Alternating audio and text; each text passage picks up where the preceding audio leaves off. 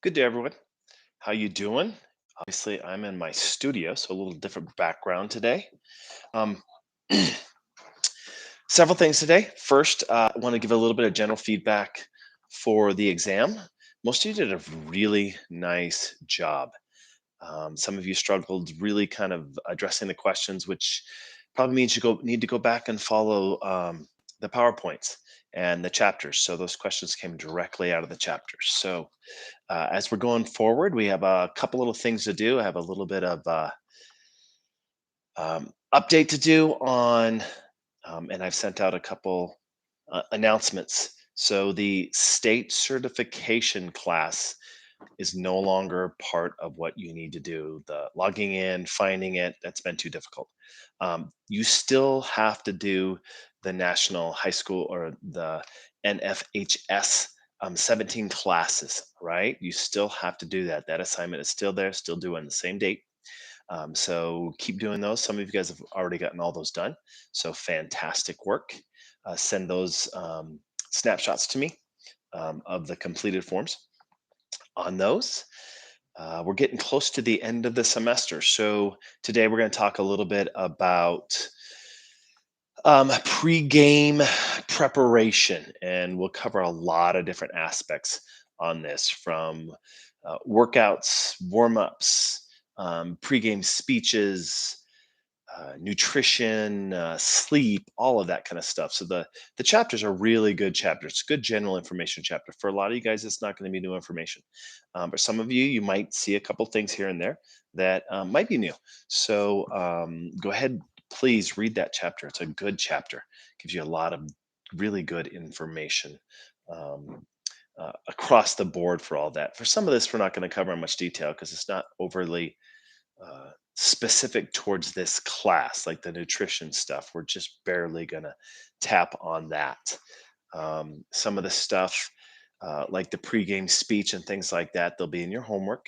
But we're not going to hit them in too much detail because we do a lot of detail on that kind of stuff in the psychology of coaching class. So you'll address that in a little bit more detail, with a little more specifics, a little more practice opportunities in that class. So for this class, we're just going to touch the surface. So this is very much a surface level lecture. Next week, we're going to do assessment stuff, and then we're going to tie it all together and how to react, end of season reassessments, end of season kinds of things as we go through the end of the semester, and you will be done. So be working, throwing together some of the notebook stuff with all the chapters we've done up to this point in time and stuff you've done on your tests. Start organizing that because it's really much more of an organization assignment than it is any other kind of assignment. Sorry about the background noise. People are doing some stuff upstairs. Um, all right, so let's get on, and I'm going to minimize the screen, and hopefully you guys can still see everything because I need to pull up. Oh, hang on there. Need to pull up a PowerPoint. And I'm hoping you guys can see this. I'm going to go back and edit this. So if you can't, um, I will be able to fix that. Hopefully. Oh, goodness gracious. All right. Um, we'll have to go through it this way. So, pre competition readiness, chapter 8. So this comes right out of the book.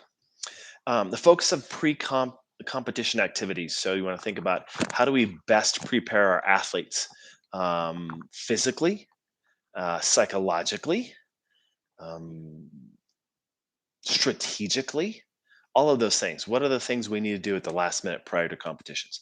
Um, we want to teach them how to anticipate upcoming things, and if we get consistent with this protocol, actually putting in a consistency in what you're doing every pregame, it helps significantly decrease the stress level of your athletes. So that is part of what we're trying to do here, is trying to create a consistent protocol.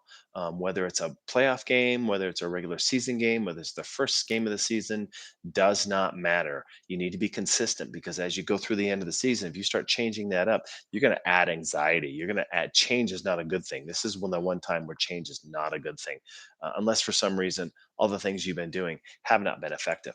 So in that situation, change might be a good thing, but we want to try to create a logical progression so that athletes know what's going on, so your fellow coaches know what's going on, so parents know what's going on, so they can predict that. because that's one of the biggest frustrations for parents. Um, so preparing physically. So it depends on the physical demands, the role, the position, competition structure of your athletes. Um, so the sport that's coming into play, whether it's an individual sport such as golf or tennis, or whether it's a team-based sport, all these things are absolutely going to come into play. The time of the game is going to come into play, and that may vary from game to game. So you may have to be a little bit flexible in that standpoint. So, four big issues that can have a big impact on performance. The final practice and walkthrough. So, what are the last things you do? Always keep in mind the last thing you say is the most likely thing they're going to remember. Right, the last thing they say, that's going to really be reinforced there. So, just keep that in mind. Sleep, doing everything you possibly can to add the benefit of sleep. That's one of the things that big colleges and the professional organizations, they do extremely well. They're almost there always a day before. So and one of the biggest reasons for that is so that night before your athletes get to sleep, they get an opportunity to wind down versus traveling and being wound up and dealing with all of that stuff. Energy requirements. So you got to keep in mind what the energy requirement for the sport is going to be. Is this a sport that requires high intensity?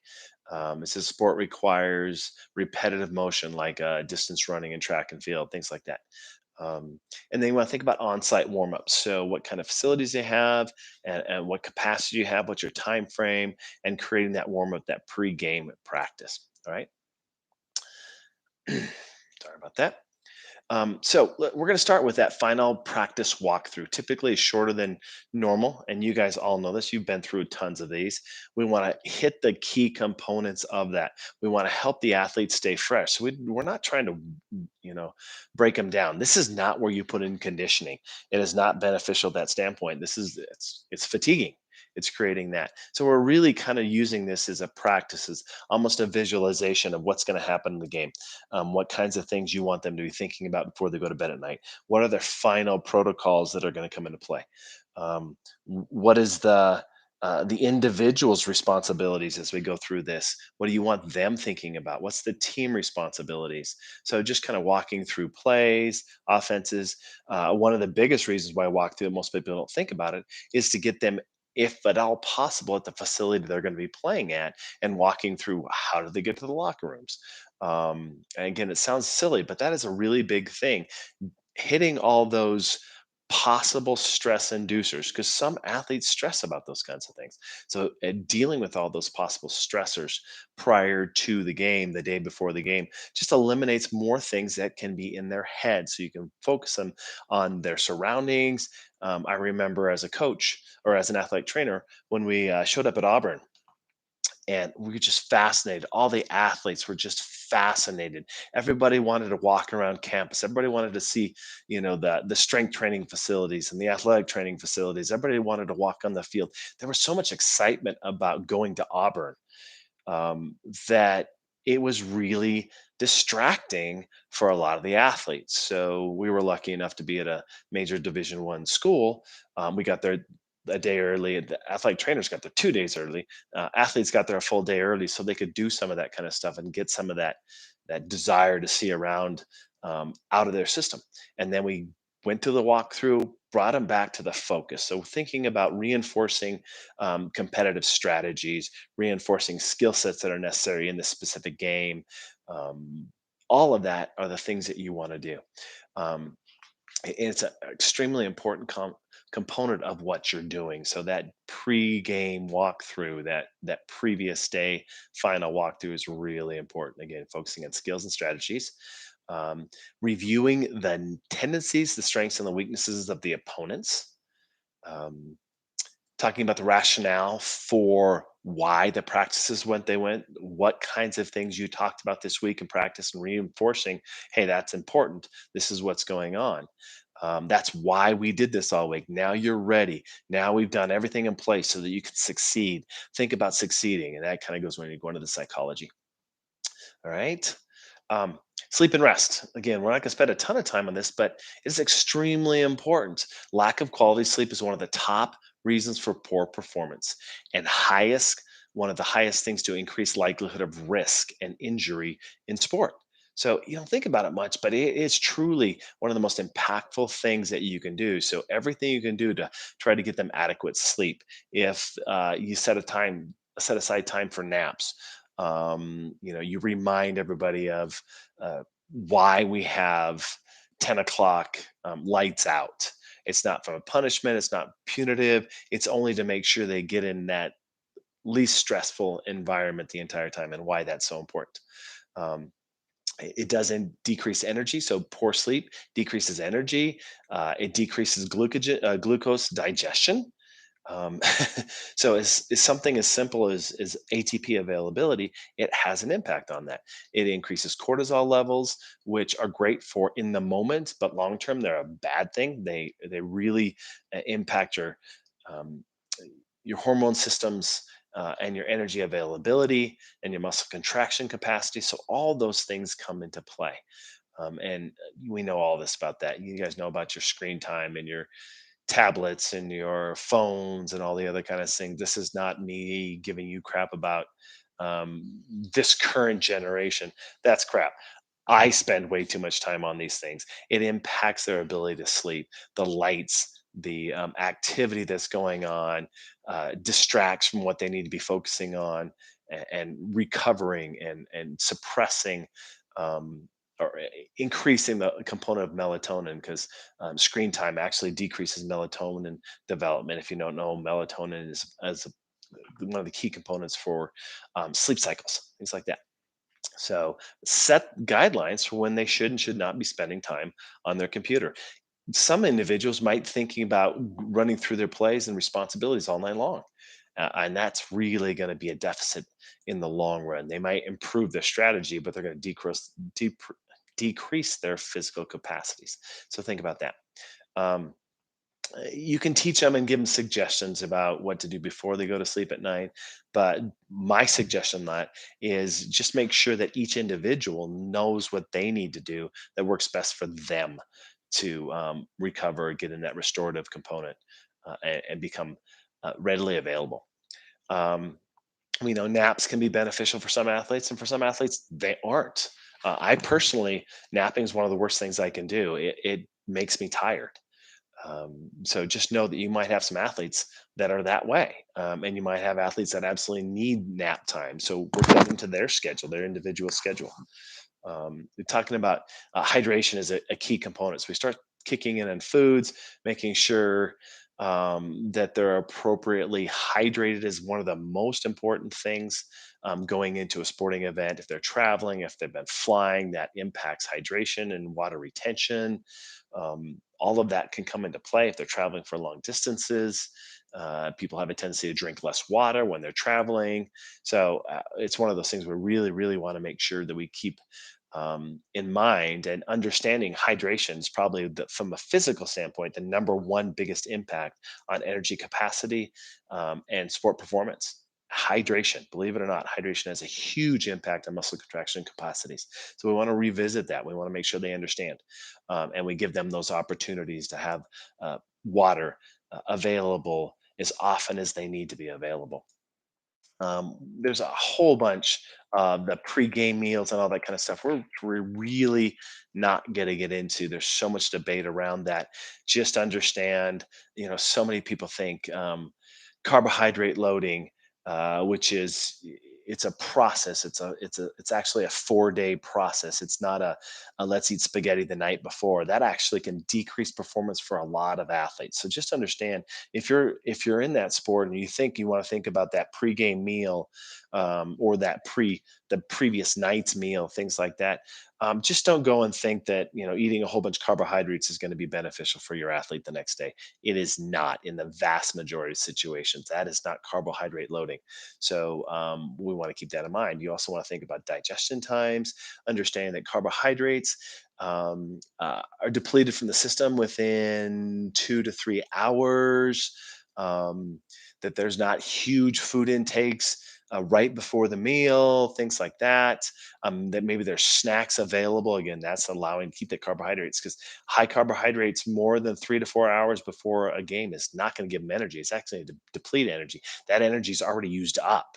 So, and too much protein, too much fat right before the meal gives you the exact opposite component. So, keep in mind that there's a lot that goes into pre-game meals. The book talks a little bit about glycemic index. It's not something we're going to talk about at this point in time, even though it's really, really great information. It's just not where we need to go with that for this class. So we want to think about pregame warmups. So you guys have all gone through this. You have your own ideas and concepts of pregame warmups. It's one of your homework assignments is to create a pregame warmup. So some of the things we want to keep in mind is you want to think about warm up first. We want to think about a light aerobic activity, a jog, a quick walk, a hop on the bike for 5 minutes, something like that. The first thing you always do is you want to bring up heart rate before you start stretching. The second thing you probably need to do is stretching, but you're going to need to make sure that different kinds of stretches impact prep or body's abilities and capacities differently. If you're looking at explosive sports, static stretching prior to activity has been shown in numerous studies to be a negative. In some other sports, it's actually been a positive. So understand your sport, understand the requirements of your sport physically standpoint, and before you get in there and start doing the stretching. Foam rolling has been shown in a lot of studies to be extremely beneficial across the board, across all sports. If you take a look at CrossFitters, they almost always do significant foam rolling for their workouts, and there's some really huge benefits associated with that. So that might be something you want to think about. Then we want to think about introducing the third step of that is the sport specific technical drills. We want to get them back into kind of that first activity stage of what happens in practice, get them back to that normal sensation of what they typically do in practice. So we want to get them with the sports specific technical skills and even tactical skills. We start to do some specifics for this game. We can work those kinds of things into those technical skills and those tactical skills. So I want to keep that in mind. And that's really kind of how we finish a warm up. A warm up should be 15 to 20 minutes. That's how long you want to set up for your warm up. Again, the book talks a little bit more in detail about stretching. It is not a exercise physiology book, so you're going to find some information in here that may not be current with that, but just understand that we do know that some types of stretching, specifically static stretching, can have a decreased benefit on sports performance. Dynamic stretching, movement patterns, things like this typically show to improve their performance. So we want to think about, if we can, we want to think about much more functional options from a stretching standpoint. As a football player, one of the things we always did is we would always stretch our neck prior to a game. And it sounds silly, but it's definitely something that needs to be done. It saved my neck, actually.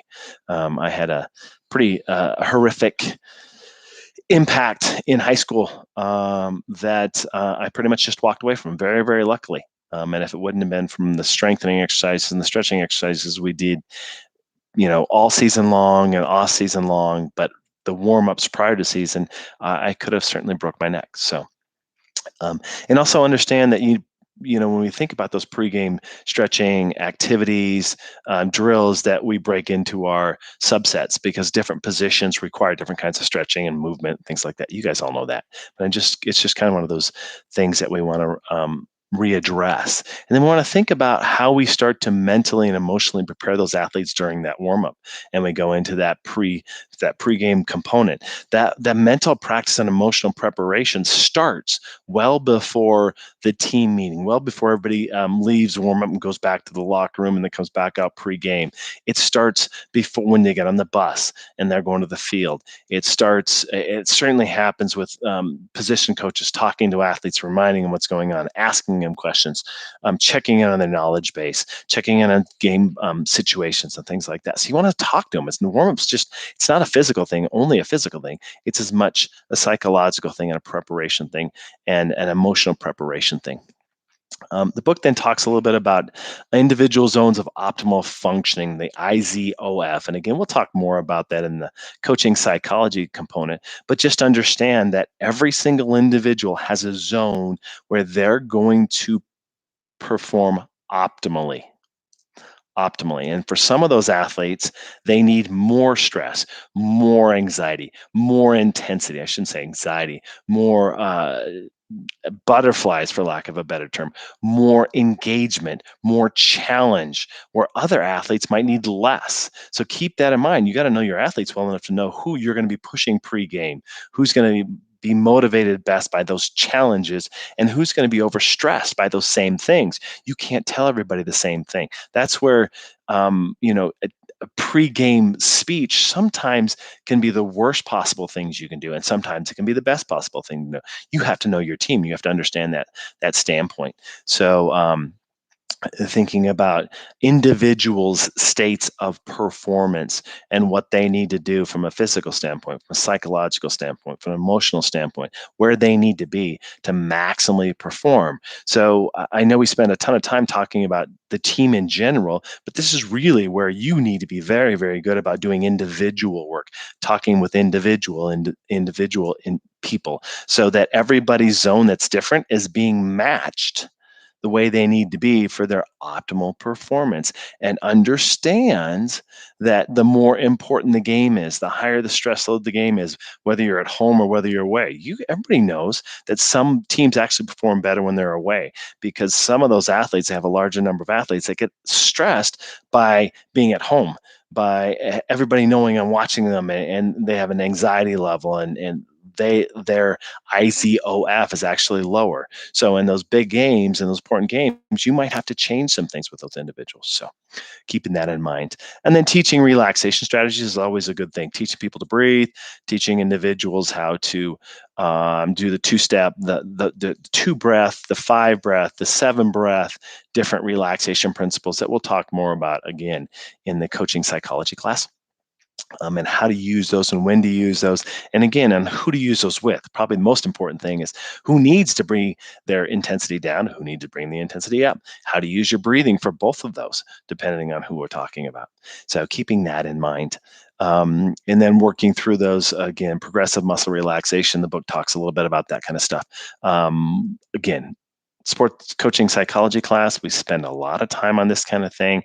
Who needs it? Who's going to be best performed? When is it best performed for those individuals? You might be lucky enough that you have a position group that might all be in a similar standpoint. That's great. They may all 3 hours before the game be doing relaxation meditation, where the linebackers are over there running their heads into the wall, and the defensive lineman might be listening to high intensity music, and the quarterback might be listening to opera or something chilled, and everybody's going to be different, and he certainly doesn't need to be doing muscle relaxation. He needs to be doing focusing drills. And so just understand there's such an individuality even in team sports, and it's your responsibility to really tee into that, so that you're truly understanding your athletes. The book also talks about the psyching up strategies and imagery, and how we can use imagery to bring that energy level up. And that's usually best done either right before they go on a warm ups, but even more effectively for most individuals. Here's the key part: most individuals, not all individuals, most individuals, that's psyching up strategies, that imagery, creating imagery of what it's going to feel like when you win. Well, can you hear everybody screaming your name when you walk out on that field? Can you feel the grass? Can you smell the grass? Um, what was your previous experience? Do you remember when we did this, how it felt after that? So creating that imagery of winning, of succeeding, of getting it, doing every step like you're supposed to. Offensive lineman, you just think about each play, each in specific play. Quit thinking about the big picture. Focus in on that one play and what your job on that one play is. And again, that script, you can create an imagery script and practice it before you do it. You have to be a long advanced, a long in the tooth coach to be able to just kind of walk in there, read the room, and have that ability, just like a kick in there, a Matthew McConaughey, walk in there and know exactly what to say and say it off the cuff. For most of you guys, it needs to be practiced. You need to know what you want to say, how you want to say it. And that will help drastically with that pre-game speech. And what you'll see, one of the homework assignments is to listen to two different pre-game speeches, one very intense and one very low, and kind of evaluate what works best for you, what works best for your athletes do you think? Because it's not always, we get stuck in this, everybody's got to be ramping up, ramping up, ramping up, ramping up. It's not always the best thing. Not always the best thing. You don't typically have too many pregame speeches for golf. It's not really where we want to go. So just understand your sport, understand your individuals, understand your capacities, your skill sets. Maybe it's actually using a video of somebody else doing it.